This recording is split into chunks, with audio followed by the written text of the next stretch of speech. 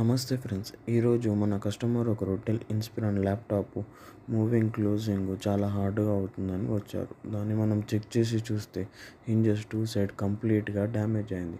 దానికోసం మనము కస్టమర్ని రీఫౌండేషన్ చేసుకోమని చెప్పాం. దానికి ఓకే అన్నారు. దానికోసం మనము ల్యాప్టాప్ బ్యాక్ సైడ్ స్క్రూస్ అన్నీ కంప్లీట్గా రిమూవ్ చేసుకున్నాం. అలాగే కీబోర్డ్ని కూడా కేర్ఫుల్గా ఓపెన్ చేసుకొని కీబోర్డ్ స్ట్రిప్ని కేర్ఫుల్గా తీసుకున్నాం. స్క్రూస్ని అన్నీ తీసేసుకొని టచ్ ప్యానల్ని అయితే తీసాం. టచ్ ప్యానల్కి ఉన్న థ్రెడ్ ఫౌండేషన్ కంప్లీట్గా డ్యామేజ్ అయ్యాయి. ఆ థ్రెడ్ ఫౌండేషన్ని మనము రీమోల్డింగ్ చేసుకొని మళ్ళీ ల్యాప్టాప్కి అయితే అసైన్ చేసుకున్నాము.